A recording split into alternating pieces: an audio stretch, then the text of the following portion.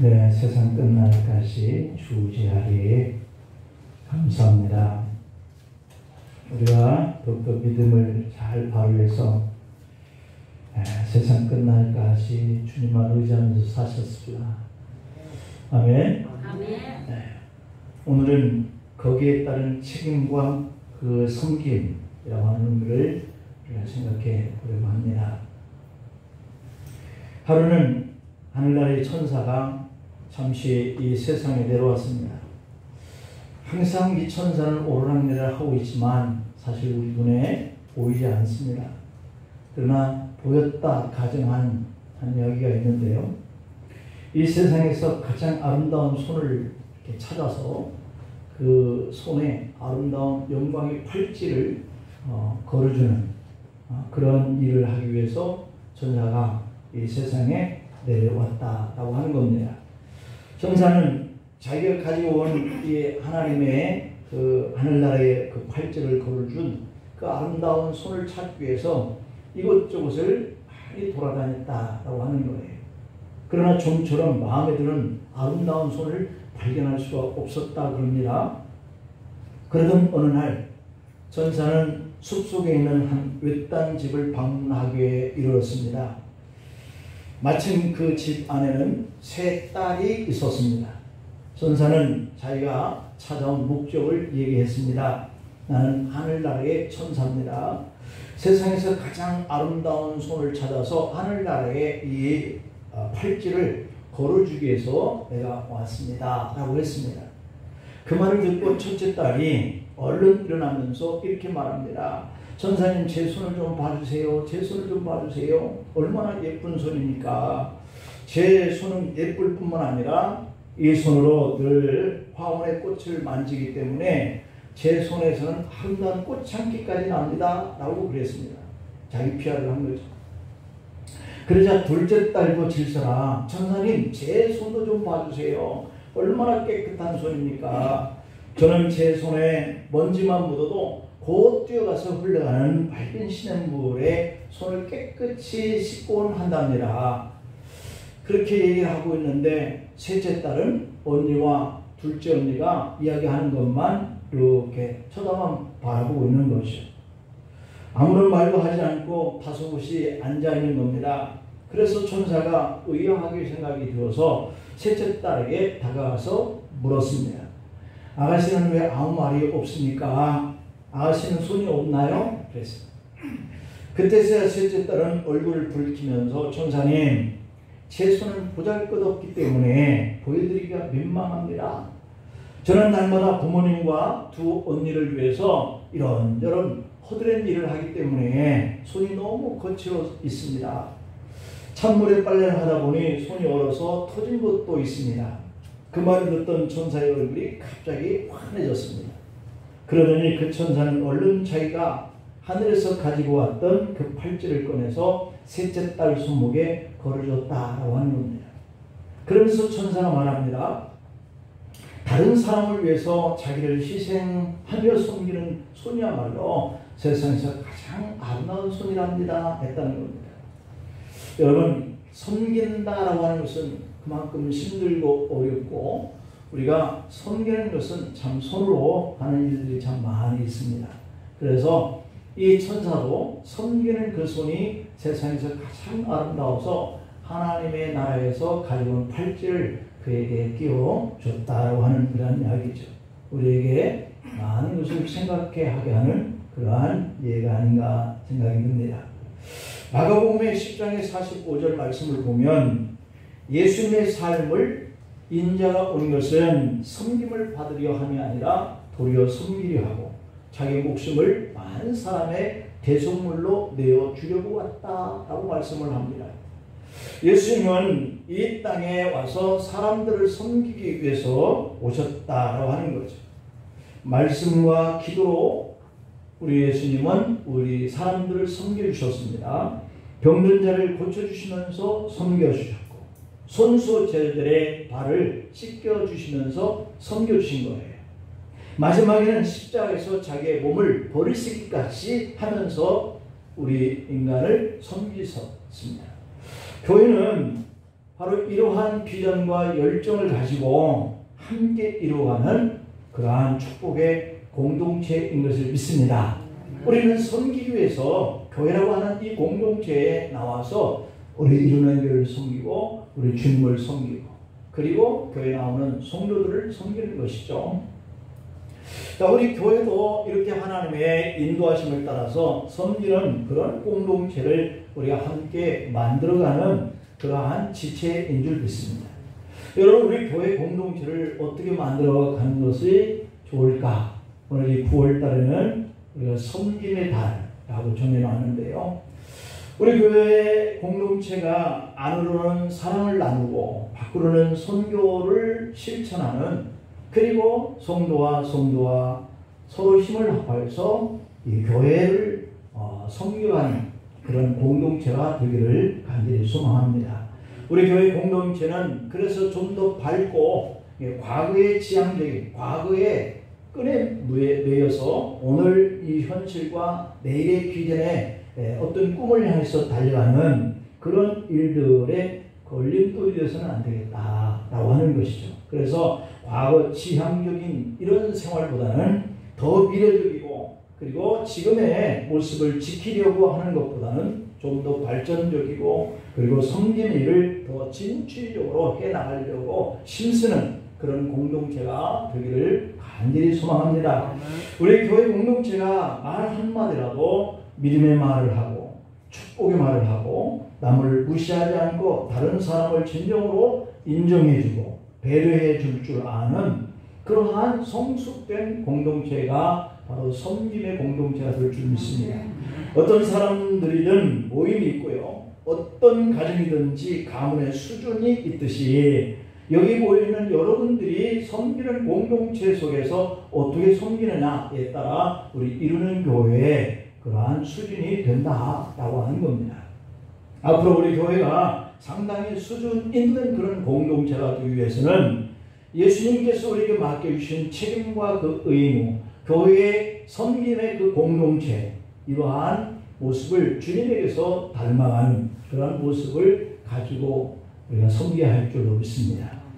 그러기 위해서는 오늘 본문 7절에서 9절까지에서 주어지는 이 말씀이 바로 한 비유인데요. 이 비유를 우리가 잘 깨달으면 충분히 이렇게 아름다운 섬김의 그런 교회 공동체가 되어서 예수님의 섬김의 모습을 닮아갈 수 있다라고 하는 것이거든요. 오늘 이 7절부터 9절까지 다시 한번 보면 너희 중 누구에게 밭을 갈거나 양을 치거나 하는 종이 있다라고 가정을 해보는 겁니다. 그런데 밭에서 이 종이 돌아오면 그에게 하는 말이 와서 앉아 먹으라, 이렇게 말할 수 있는 주인이 누가 있겠냐는 겁니다. 종은 밭에서 일을 하고 왔습니다. 그리고 주인은 집에 있었던 것이죠. 그런데 종이 밭을 갈고 힘든 하루를 마치고 집에 돌아왔는데 주인이 너 오늘 고생 참 많이 했다. 여기 앉아서 좀 쉬어라. 그리고 내가 너를 위해서 간식을 좀 준비를 했다. 이걸 좀 먹어라. 이렇게 할 그러한 자가 어디 있겠느냐. 그렇게 말하는 거죠. 그러면서 하는 얘기가 도리어 그들어 내 먹을 것을 준비한다. 배고파 죽을 뻔했다. 이런 얘기지 않습니까? 그리고 준비를 해서 그 주인이 상에 먹을 것을 잘 마련해서 갖다 놓고 너 거기 서서 나 먹는 거 너 시중 들어. 이렇게 얘기했다는 겁니다. 띠를 띠고 내가 먹고 마시는 동안에 수종 들고 너는 그 후에 먹고 마시라 하지 않겠느냐. 명한 대로 하였다고 종에게 주인이 감사하겠느냐. 라고 이렇게 말을 합니다. 참 고약합니다. 주인과 종의 관계예요.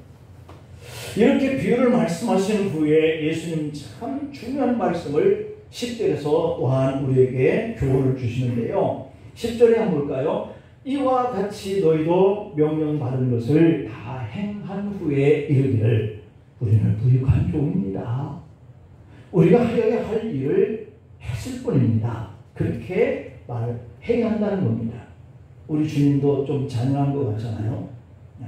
그런데 이게 우리가 섬김의 모습이라는 거예요. 성경에서 하나님과 우리의 관계는 참 다양하게 표현하고 있습니다.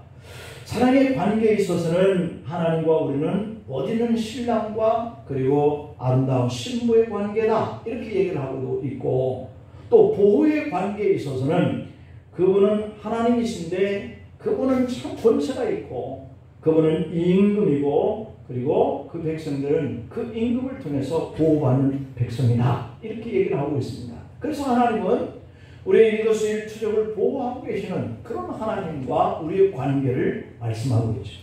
이 가족의 관계에 있어서는 하나님과 우리는 든든한 아버지 그리고 그 아버지를 의지하는 자녀의 관계라고 말씀하고 있습니다. 사역의 관계에 있어서는 하나님과 우리는 큰 집 주인과 그 집의 일꾼인 종의 관계, 그래서 하나님은 어떤 때는 주인이시고 우리는 그분이 명령하신 대로 순종하면서 따라야 하는 종의 관계로도 말씀하고 있는 것이 바로 일관계, 사역관계. 오늘 이 본문은 바로 이 사역의 관계를 설명하고 있는 부분이다 라고 말씀을 우리가 들을 수가 있겠죠. 우리는 하나님의 귀한 신부이기도 하지만 또한 사랑을 받고 하나님의 백성으로서 끊임없이 보호를 받는 관계지만, 하나님의 자녀로서 하나님 아버지를 의지해야 하는 아들, 딸의 관계이지만, 하나님의 나라에 그 귀한 상속을 받고 하나님의 일꾼으로서 맡은 그 일을 책임지고 충성하고 순종해야 할 그 하나님의 명령하신 일을 성취해야 하는 종의 관계이기도 하다라고 하는 겁니다. 예수님은 오늘 본문 10절을 통해서 책임 그리고 섬김 이 두 가지에 아주 중요한 교훈을 남기고 있는데요. 우리가 이 부분에 대해서 몇 가지 교훈을 나눠봅니다. 첫째는 명령받은 것은 마땅히 행할 자처럼 우리가 살아가야 한다라고 하는 겁니다. 명령을 받았는데 나 잊어버렸는데요. 깜빡했습니다. 난 하기 싫어서 안 했습니다. 이런 게 말이 통하지 않는 거예요. 자신의 일에 책임의식을 가져라 라고 하는 겁니다. 도박에 빠진 한 사람이 있었는데 그는 하루 이틀 밤을 새워도 피곤치 않고 졸지도 않으면서 도박을 합니다. 그런데 이 사람이 교회에 나와서 기도하라 그러면 3분도 기도 못하고 졸고 있습니다. 밤새껏 하루도 이틀도 잠을 자지도 않고 졸지도 않고 도박을 할 수 있는 이 사람이 주님 앞에 나가서 기도할 때는 3분도 못하고 존다 라고 하는 것이죠. 그러나 그가 은혜 받고 교회에 나오기 시작하는데요, 가장 좋아하는 그 찬송이 273장 나 주를 멀리 떠났다 이제 옵니다 라고 하는 찬송이었습니다. 그가 거듭난 거예요. 그렇게 노릇만 하고 교회 앞에서 3분도 졸지 못하고 버티고 있지 못했던 사람이 드디어 그가 거듭나면서 바꿔집니다. 이제는 예배가 좋고 이제는 기도가 좋고 이제는 찬송이 좋고 말씀이 좋고 교회가 좋아지는 거예요. 할렐루야. 우리가 하나님의 그 섬김의 공동체로 하나님 앞에 종된 신분으로서 우리가 교회를 섬겨갈 때는 이렇게 다 좋아야 돼요. 그래야 할 수 있어요. 싫으면요 못하지 않습니까? 책임을 다하기 위해서 도박하며 밤을 새운 실력으로 밤을 새워서 기도하고 찬송하고 말씀을, 그가 맡은 사역이 달라지기 시작했고 그가 맡은 일마다 새로워지고 그가 맡은 일마다 잘 해내기 시작합니다. 베드로전서 4장의 11절 말씀을 보면 이런 말씀이 있어요. 내가 말하려면 하나님의 말씀을 하는 것 같이 하고, 누가 봉사하려면 하나님이 공급하시는 힘으로 하는 것 같이 해라. 할렐루야. 우리의 힘으로는 교회 섬기는 일을 못한다 라고 하는 말이죠. 그러니까 우리가 이러한 하나님이 공급해주는 그런 힘을 가지고 일을 하면 얼마든지 할 수 있다는 겁니다. 우리가 명령받은 것을 다 행하기 위해서는 하나님이 공급해주는 그 힘으로 해야 합니다. 억지로 하지 않고 열심히 기도하면서 은혜로 일을 해야 합니다. 또한 교회 공동체는 말없이 교회의 사역에 책임을 가지고 있는 그 희생적인 사람이 필요해요. 우리가 다 같이 희생적인 그런 성도로 사십시다. 아멘입니까? 그러나 책임의식이 높은 사람이 있는가 하면 비난의식이 많은 사람이 있어요. 같은 교회 성질의 공동체에 주님 앞에 종된 신부로 살아가는 우리가 어떤 사람은 그 일한 사람을 높여주는 사람이 있고 어떤 사람은 그 일한 사람을 비난하는 사람이 있다 그런 얘기죠. 자기가 하면 분명히 더 형편이 없을 테고 더 못할 수도 있는데 난약한 것을 보면 비난하고 불평하고 잠시도 못 참아 말을 하는 사람들이죠. 비난과 비방이라고 하는 것은 X선을 쪼이는 것과 같다 그래요. X선. 무슨 얘기냐면 그것을 쪼이다 보면 결국은 뭔가 몸에 이상이 생기는 거예요. 이 비난과 비방을 계속 듣게 되어지는 그 사람은 그것에 노출된다라고 하는 겁니다. 그리고 부정적이고 비난적인 사람은 자신의 인생에 좋지 않은 결과를 만들게 되어진다는 거예요. 우리가 성경에 보면 비난하고 불평하고 원망하는 사람이 축복 속에서 하나님 앞에 형통하게 되었다는 사람은 1도 없어요. 그렇죠? 반드시 그 결과가 안 좋게 끝나요. 예수님은 책임있는 사람이 되라. 너희도 주님으로부터 명령받은 것을 다 행하라. 오늘 이 10절을 말씀하고 있거든요. 우리 모두가 이루는 교회 공동체에서 하나님의 교회를 섬기는 주의 종으로서의 책임을 다하여 인정받기를 간절히 소망합니다. 두 번째로는 같은 일에 충성하고 책임을 다한 후에 중요한 것이 뭐냐면 말을 잘해야 한다는 거예요. 말을 잘해야 된다. 말을 잘해야 돼. 말을 이쁘게 해야 돼. 말이 상대방이 들었을 때 자기는 일을 못했는데 일을 한참 하고 난 사람이 하는 그 첫 마디에 감동을 받을 수 있고 그럴 거면 하지 말지 하는 말을 듣게 할 수 있는 거예요. 그 말이 너무 중요해요. 오늘 10절에서 이와 같이 너희도 명령받은 것을 다 행한 후에 뭐라고 말을 하라고 그랬어요?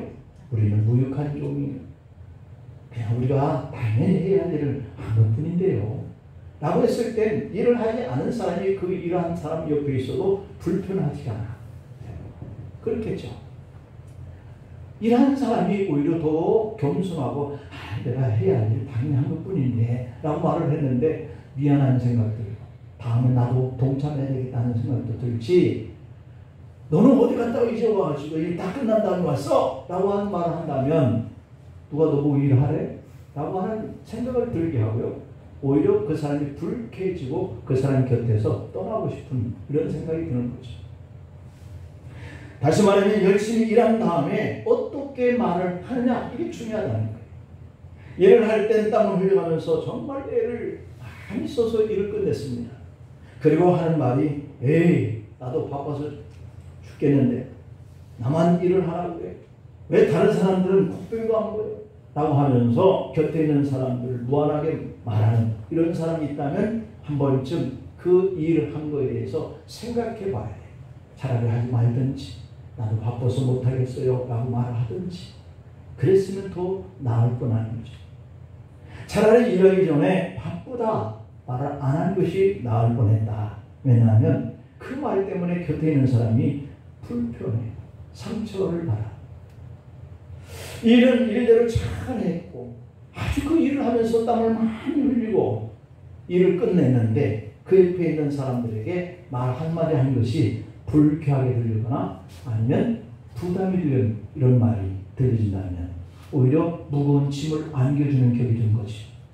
그렇게 애를 쓴 후에 땀을 닦고 보람된 미소 한번 싹 지면서 야 힘들었지만 해놓으니까 참 보기 좋다 라고 끝냈으면 그 말을 했다면 얼마나 좋았겠어요.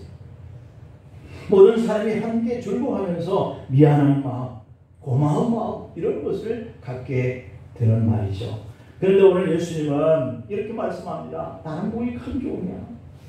해야 할 일을 한 것뿐인데요 라고 말하는 그런 교훈에 예우합니다. 우리 이루는 교회의 교우님들은 어떤 일을 하고 난 후에라도 일을 끝내고 말을 예쁘게 잘 할 수 있기를 축복합니다. 그 말 한마디가 그 일을 다 한 후에 망치기도 하게 하고 오히려 공로를 다 쏟아버리기도 하고 오히려 그를 높이 존경하게 되어지는 일을 이렇게 마치게 되는 경우가 생기는 거죠. 말 한마디 겸손하게 잘해서 그러한 빛이 나고 그러한 인품이 돋보이게 한다면 그 일하는 분이 얼마나 좋겠습니까?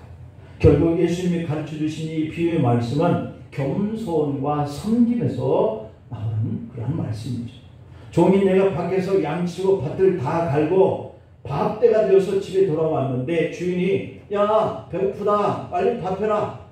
그리고 상을 가져왔는데 너 내 옆에서 시 좀 들어. 물 더 가져와. 반찬 더 가져와. 밥 좀 더 줘.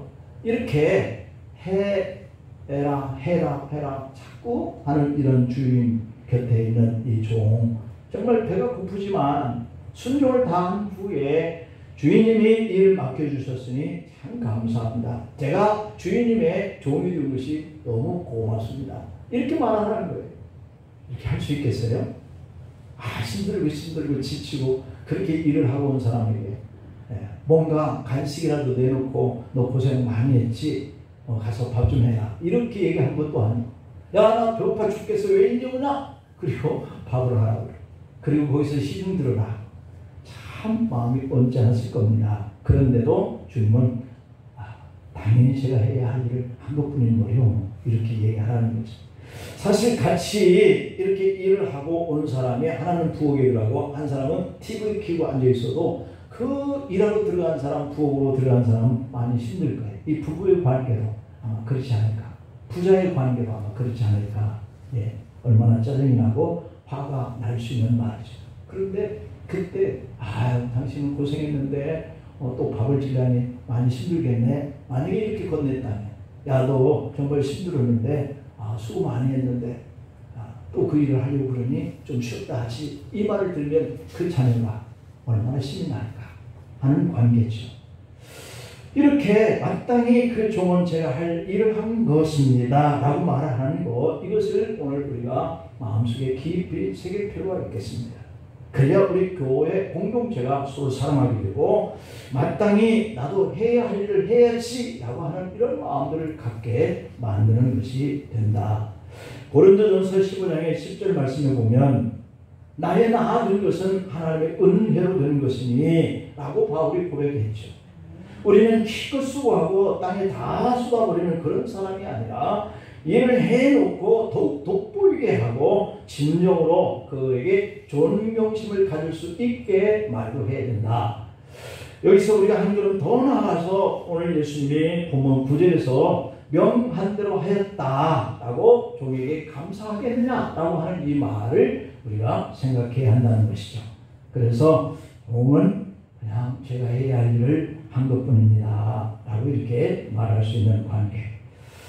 우리가 아무리 애를 쓰고 수고를 많이 하고 고생을 했어도 종은 종의 일을 한 것이기에 주인이 종에게 감사하는 말을 하지 않는다는 거죠.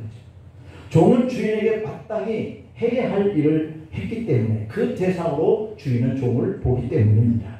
그래서 예수님은 우리가 해야 할 일을 한 것뿐이에요 라고 말하는 겁니다. 주인이 종이 한 일을 일일이 알아주지 않아도 당연히 해야 할 일을 하는 것뿐이다 라고 말하는 것이 바로 우리 성도의 길이라는 거예요. 우리는 주님의 교회를 섬기면서 이런 재능 저런 재능 가지고 또는 시간을 드리고 또 이렇게 물질도 드리고 주님의 교회를 섬기는데 우리에게 돌아오는 것은 마치 너 당연히 해야 할 일을 한 것뿐인데 의시되지 마, 뽐내지 마 이렇게 누군가 말을 해도 나는 당연히 해야 할 일을 한 것뿐이에요 라고 할 수 있는 관계가 우리 하나님과 우리 성도의 관계라는 겁니다. 그러니 우리가 손줄로 알면 넘어질까 조심하라 하는 이 뜻을 잘 분별해야 돼요. 또 알아주지 않아도 이 일을 우리가 마땅히 해야 할 일을 한 것뿐이에요 라고 하는 거예요. 요한일서 3장 17절 보면 이 세상의 재물을 가지고 형제의 궁핍함을 보고도 도와줄 마음을 받으면 하나님의 사랑이 어찌 그 속에 거하겠느냐. 이게 섬김과 이 나눔을 소홀하게 여기는 사람들, 이 사람들은 하나님을 사랑하지 못하는 사람이다 라고 하는 그런 메시지죠. 감을 딸 때 꼭대기 하나는 꼭 까치밥으로 남겨두라 라고 하는 우리 어른들의 말들도 있습니다. 우리에게는 동물에게 온정을 베푸는 좋은 풍습이 있는데요. 하나님의 사랑을 받고 구원받은 우리가 이웃을 섬기고 나누는 일을 가볍게 해서는 옛날 선조들보다도 더 못한 사람이 될 수 있는 것이 바로 우리 성도의 삶인 거죠. 그래서 섬김과 나눔이라고 하는 이 단어를 우리는 꼭 기억하면서 살아야 할 줄 믿습니다. 어느 학교 앞에서 분식집을 하고 있던 할머니가 많은 돈을 장학금으로 내놓았어요. 그 바로 학교 앞에 학교에다가 말이죠. 기자가 취재를 하니까 그 할머니는 이 학교 학생들의 덕분 때문에 우리 분식집이 잘 되고 있는데, 우리 집이 이 아이들 때문에 먹고 사는데 학생들 덕분에 번 돈 일부를 그 학생들 공부하는 일에 장학금을 좀 내는 것이 뭐 이렇게 유별난 일이라고 취재까지 오십니까? 라고 했다는 겁니다. 성도들은 내가 가진 것은 내 것이 아니고 하나님의 것인 줄 아는 마음이 필요한 줄 믿습니다. 나는 다만 그것을 관리하고 있는 사람일 뿐이야 라고 하는 이 마음을 가진 사람이 섬길 수 있고 나눌 수 있다는 것이죠. 하나님이 내게 주신 것을 하나님이 기뻐하시는 일에 쓰는 것이죠. 이것이 섬김과 나눔의 바른 자세, 기도하며 나누는 자세, 성실하게 이렇게 나누는 것이 우리 성도의 바른 자세입니다. 언젠가도 한번 얘기를 들은 것 같은데, 김수미 씨 아주 심각한 우울증으로 고통을 겪을 때가 있었다는 거 여러분들 방송 보신 분들은 되게 다 알고 있을 겁니다. 나쁜 일은 한꺼번에 온다고 이 김수미 씨의 남편이 사업에 실패를 겪으면서 빚더미에 앉아서 아주 어렵게 쩔쩔매는 이런 상황의 때가 있었어요. 돈이 많았던 친척들도 이러한 김수미 씨를 가면 의문했다는 겁니다. 김수미 씨는 급한 대로 동료들에게 그때그때 필요할 때마다 아쉬운 소리를 해가면서 몇백만 원씩 이렇게 빌리곤 했었습니다. 그런데 그렇게 친구들에게 몇백만 원씩 빌리고 다닌다라고 하는 이 김수미 씨의 소식을 알게 된 김여자 씨가 김수미 씨에게 정색을 하면서 이런 말을 했습니다. 넌 왜 나한테는 돈 빌려다는 소리를 안 해? 추접스럽게 돈 몇백만 원씩 자꾸 꾸고 이 사람 저 사람한테 가지 말고 필요한 돈이 얼마냐? 하면서 김수미 씨 앞에 통장을 꺼내 손에 쥐어줬다 그럽니다. 이거 내 전 재산이야. 다음 달에 아프리카 가려고 했는데 아프리카가 여기 있네. 그러면서 통장을 김수미 씨에게 내밀었어요. 다 찾아서 해결해. 그리고 갚지 마. 혹시 돈이 넘쳐서 나면 그때 갚든가. 그 돈은 나중에서야 갚을 수 있었지만 피를 이어받은 친척들도 외면해뒀던 바로 그런 때에 피도 나누지 않은 형제도 아닌데 칠해봐야 나는 저에게 전 재산을 내준 김수미 씨는 큰 감동을 받았다 그럽니다. 만약에 입장이 바뀌어 김여자 씨가 그렇게 어려웠다면 자기는 그렇게 할 수 없었을 것이다. 이런 얘기를 해요. 김수미 씨는 그런 김여자 씨에게 언니가 아프리카에 포로로 납치되면 내가 나서서 나하고 언니하고 포로로 바꾸자. 그렇게 말할 거야. 나 언니 꼭 구할 거야. 그랬다는 거예요.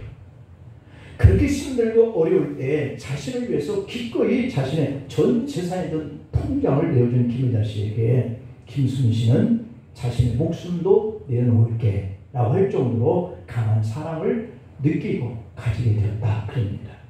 여러분, 살면서 누군가에게 이런 사랑을 나눌 수 있는 이런 섬김의 사람이 될 수만 있다면 얼마나 행복할까. 더 그 사랑을 받고 나서 감동이 되어서 나는 내 생명을, 내 목숨을 너를 위해서 살게 라고 말할 수 있는 관계가 된다면 참 좋은 관계겠죠. 내가 가진 재주와 내가 가진 시간과 내가 가진 그 힘을 나누시다가 주님의 교회에 아름다운 그런 사랑의 섬김에 책임을 다하는 그러한 공동체를 이루어서 주님 앞에 진지한가 상급, 그리고 이 땅에 금세도 여러분과 자손들이 번창 잘 되시기를 축원합니다. 기도하시겠습니다. 하나님 아버지, 우리가 섬긴다는 것과 나눈다는 것, 이것이 얼마나 아름다운데 우리가 잘하지 못합니다. 주님, 하나님의 자녀로서 주님은 우리의 주인이시고 우리는 종의 관계로서 무슨 힘들고 어려운 일을 다 한 이후에도 우리가 말을 할 때 그 말로 인해서 그동안에 애쓰고 수고한 땀의 가시야 땀에 떨어지게도 할 수 있는 삶을 살 수 있고 오히려 그 주변 사람들에게 흡족함을 주고 존경을 받을 수도 있는 말을 할 수 있다고 그러는데 우리가 그렇게 살아갈 수 있는 힘을 공급해 주옵소서. 전생에 살면서 이 통장 안에 내가 평생 모은 내 전 예산이야 하고 내어줄 수 있는 우리 김희자 씨와 같은 이런 일을 못해도 우리에게 주신 하나님의 그 삶 속에서 나도 누군가를 위해서 내 사랑을 나눌 수 있고 섬길 수 있고 책임을 다할 수 있는 그런 삶을 살아내서 누군가에게 존경을 받고 또한 우리가 하나님의 교회를 출입하면서 그렇게 교회를 섬기고 하나님을 섬기는 공동체를 만들어가는 저희들 되게 하시옵소서. 9월 한 달도 우리가 그렇게 섬기고 사랑하는 교회 공동체가 되기를 원합니다. 성도들의 삶의 자리에도 이렇게 김수미처럼 어려운 관계도 있을 때 그러한 어려움에 이렇게 도움을 받는 하나님의 사랑의 손길을 우리가 얼마든지 받을 수 있는 하나님의 축복과 그런 울타리가 되어 주시기를 원합니다. 주님이시여 우리 성도들이 하는 일마다 때마다 도우셔서 경통한 복을 받고 하나님을 섬기고 교회를 섬기게 하시옵소서. 예수님의 이름으로 기도하옵나이다. 아멘.